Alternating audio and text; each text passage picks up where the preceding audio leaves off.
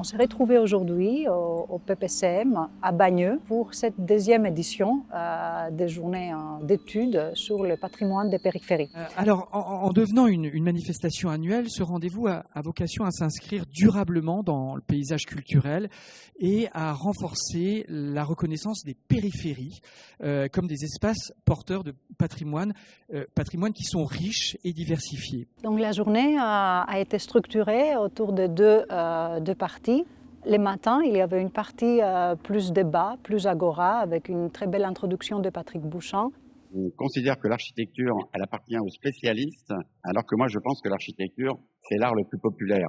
C'est-à-dire qu'en fin de compte, nous habitons tous, et donc nous avons tous une expérience d'architecture, et donc nous avons tous, contrairement à ce qu'on croit, notre mot à dire sur l'architecture et sur notre environnement. Il n'y a pas de projet si on n'a pas à l'esprit que les sachants, ce sont aussi les autres, c'est-à-dire les habitants.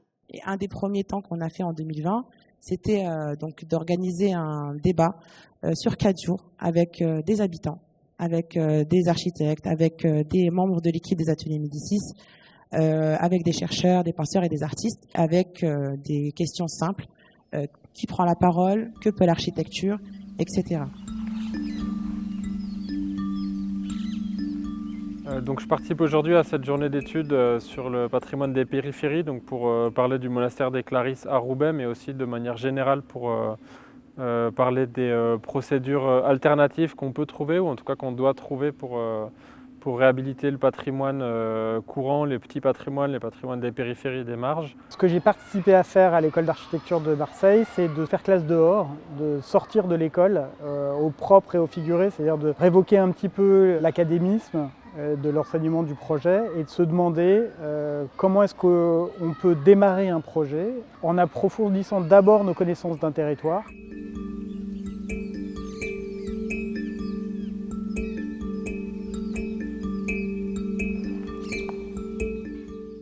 L'après-midi a été structuré autour des ateliers, de débats collectifs et finalement de négociations autour des termes, autour des visions par rapport aux avenirs des banlieues, aux avenirs des périphéries. Cet après-midi, j'ai participé à l'atelier qui présentait donc le futur bâtiment des ateliers Médicis de Clichy-sous-Bois-Montfermeil et son média participatif L'Étincelle.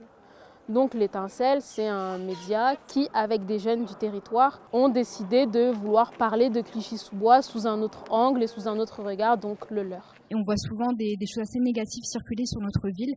Et en fait, notre but, c'est vraiment de se réapproprier des sujets, des thématiques qui nous échappent. Cet après-midi, j'ai participé à l'atelier Réparer les sols des périphéries et le champ de la Garde faisait partie des cas d'études de cet atelier. La question de patrimoine à Nanterre sur notre projet se pose en termes de pollution. C'est des sols qui ont été maltraités, c'est le réceptacle en fait de tout ce que la ville ne veut pas, en termes de gravats, de déchets, de personnes que la ville rejette. Et donc ces sols, ils portent aussi cette histoire. Ce qui ressort de cette journée pour moi aussi, c'est qu'il y a un fort besoin de pédagogie sur la question des sols. Les sols, en fait, c'est un maillon essentiel dans la lutte contre le réchauffement climatique. Et ça, c'est pas très bien saisi au niveau du grand public et des collectivités parfois aussi.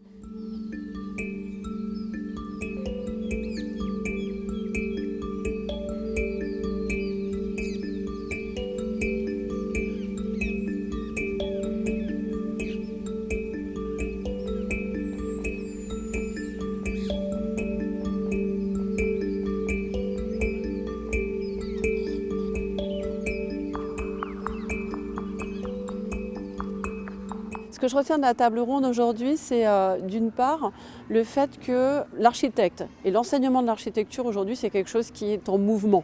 Quel est le rôle de l'architecte aujourd'hui dans la façon de construire, ou pas d'ailleurs, soit par la transformation du bâti existant, soit par une construction nouvelle? Moi j'ai beaucoup aimé depuis ce matin dans les discussions que l'on a entre les différents intervenants, l'idée qu'on peut partager un rôle de médiateur, d'agent de la conversation, de négociateur, de diplomate, et que l'architecte, il aurait quelque part ce rôle à jouer.